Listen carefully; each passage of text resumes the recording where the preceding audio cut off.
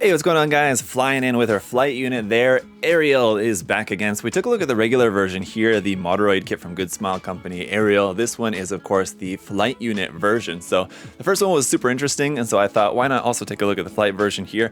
It's basically the same base body in a different new color with some new equipment on there, including a cool flight backpack, helmet, new gun, and everything. So it should be pretty interesting. Let's go ahead and check it out for today's video. As for the box art here, once again, we have some really cool artwork on the front. This illustration of the Ariel with the flight backpack with the shells coming out of that new gun that she's got there. So all very cool.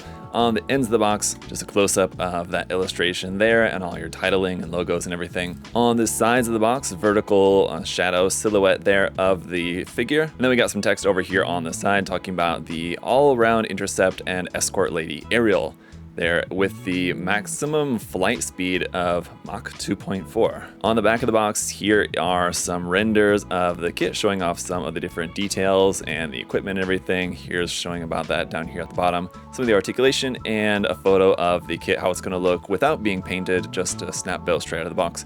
Gonna look like that, and a close-up of the hair, which we also once again have included there. So if you didn't want to use the helmet, you can opt for the regular hair parts there. But all right, let's go ahead and open the box. Take a look at our contents here. First of all, we got our instruction manual. Let's take a look at this. So the front of the manual is going to feature the same box art there. Nice. And on the back, it's just the start of the construction there, or for the hair parts there, it looks like. As usual with a Good Smile Company model kit here, everything in the manual is going to be all in full color, so there's a bunch of text there and some more images like what we saw on the outside of the box, more text and imagery over here, and then kind of a breakdown of what all the parts of the Ariel are over there, which is pretty cool. And then right here is going to be your decal guides, showing where all those decals are going to go around on the kit. We open it up, it's all of our construction here. So like I said, with it all being in color, makes the construction process really nice on these kits. Just makes it that much more easier when you can see everything in color like that. So we do also have our parts list here, which is a separate piece for the Ariel with flight unit, so just got that there, and that is in black and white, of course. And then here's our small sheet of water slide decals there. It's small, but there's quite a few decals packed onto there, including decals for the eyes, the Ariel logo there, and then some other little marking decals in mostly red, it looks like, for this one. So in here, we've also got this flexible black piece, which is going to be the ammo belt there for the weapon. We've also got some pre-printed hand parts here, which is in a softer plastic, which is the norm in the kind of flesh tone color with some pink printed on there for open expressive hands and holding hands. Runner A here then is going to be in a nice magenta pink color. Runner B is going to be our hair parts there, and a couple other bits in this very nice kind of soft, semi-transparent clear color there for the hair. Runner C is going to be in flesh tone as well here for our face parts. As you can see, there's a couple without the eyes for using a separate piece. There's one blank face here and then two pre-printed faces there as well. The quality of the printing there looking pretty nice. Obviously not going to be the most expressive faces, but considering the character, or I guess the mecha that Ariel is, it does sort of make sense. Runner D is going to be in a very light pink here, just sort of like an off-white pink kind of color there. Runner E is a few parts here in a dark gunmetal. Runner F, some more parts here in that off-white light pink color. Runner G, a few more pieces here in that magenta pink. Runner I, a much larger runner here in magenta pink as well, which I talked about before. How thick this runner is pretty crazy. And here you can see where that shield part was on the original kit, which is now omitted. There's a couple of parts omitted here from this runner, but there's that. Runner H here as well, a few more parts there in magenta pink. Then we got runners J, K, L, M, and P, which are going to be all in this dark gunmetal color here for basically all of the joints and internal frame kind of structure of the kit. You can see runner L and M are a couple of smaller runners there with some little joint parts and everything. Runner P being a new one, which features the parts for the weapon on there and some new parts for the backpack. And that's continued here on to runner Q as well, which is in a very light, this one's not light pink, it's just a very light gray off-white kind of color here for runner Q, parts for the backpack. Runner S is going to be our clear stand parts there, very nice. And last but not least is going to be our clear green visor piece there for the helmet. And that's it for the parts. Let's go ahead and check out the kit.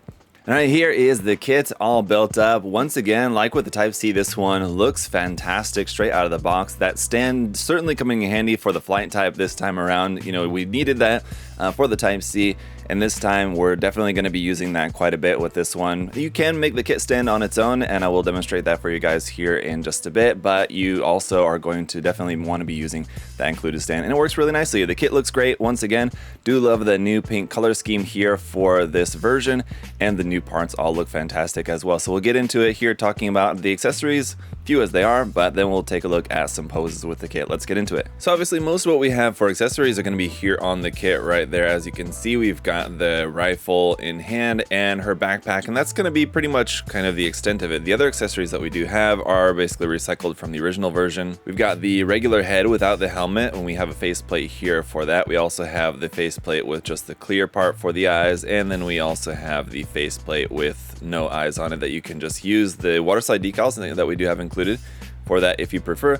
This does have the long hair down like that, and then you do have this other piece to be able to use that braided ponytail part together with this head. If you didn't want to have this displayed without the helmet, but with the hair tied in a ponytail like that. And I'll show you guys what that'll look like here when we get to the posing segment of the video in just a moment. And then we have our same set of hand option parts. We have an open set of hands for the left and the right side, and a weapon holding set of hands for the left and the right side. But essentially, you're only going to need the weapon holding hand for the right side. We don't have anything else to hold.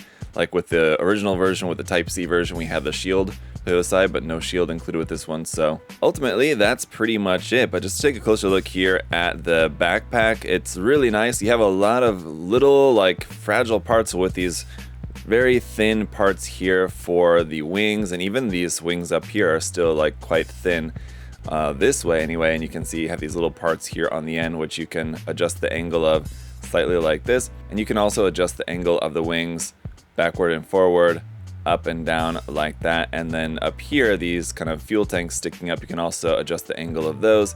And then these bits sticking out down here, I guess stabilizers, you can adjust the angle of those there as well. Obviously that part connecting this ammo drum here at the back to the rifle, the ammo belt I guess it would be, is softer plastic, so you should be able to pose the kit without this being a hindrance to the articulation. As we covered in the review of the Type-C, the articulation overall is pretty nice. There's a couple of points where it's slightly limited, but overall you have actually really nice articulation with this one. And just to mention again about some of the seam lines, we do have seam lines on the fuel tanks. We have a seam line here on the top of the helmet. We have probably the worst seam lines on the kit are going to be here for the shoulder parts going through the middle of this kind of like vent detail here on the side. No seam lines on the rest of the arms though, and then going head down here to the legs, the white part at the top, you do have a seam there, and then for the front top part of the foot there, you will have a little seam there. Overall though, the rest of the lower leg, this ankle armor, it's all pretty good when it comes to just the construction and not having to worry about too many seam lines on this kit. But overall, I gotta say here, another really nice kit. And if you did already have the Type-C and you're wondering, is it worth it to pick up this version as well? I would say it really just kind of depends. I mean, because mostly it's the same kit.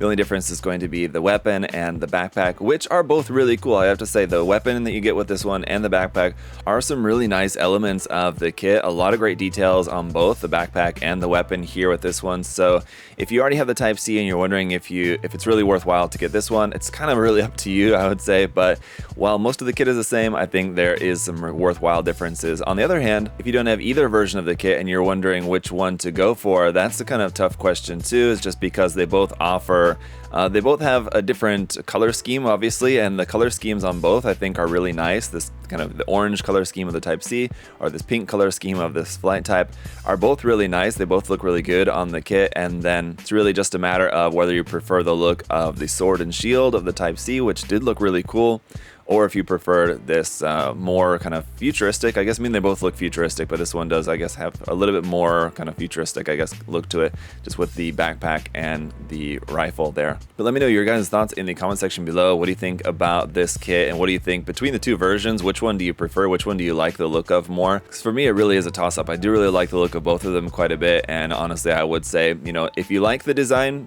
go for both of them. But like I said in the review of the Type-C, this is a Mecha Musume model kit that I would maybe not recommend to everyone, because you have a lot of great options between 30 Minute Sisters, Frame Arms Girl, Megami Device, and others, even others from Max Factory, like the Guilty Princess line, for example. And that's not to mention other series like ATK Girls or MS General. But with this one, well, you have a lot of great details on there, a nice size, with this one being a little bit larger, kind of similar to the MS General in size, more 1/10 scale. With this being closer to what would be around 1/10 scale to human proportions, this model does have a couple little bits that will make it a little bit less beginner friendly compared to those other series, but I would say, don't be worried about it being too difficult or too finicky or anything like that. I'm just saying there's a very slight difference between this one and other model kit series that make this one maybe just a little bit better suited to modelers that maybe have a little bit more experience under their belt. But let me know your thoughts in the comment section below. If you guys want to check out this kit for yourself or anything else from Good Smile Company, model kit wise, the Moderoid line in general, you can check them out at USA Gundam Store. The link is down in the video description below, as always. And as always, thank you guys so much for all of your support,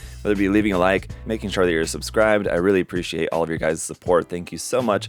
Until next time, I hope you all have a great day, and I'll see y'all later. Bye, guys.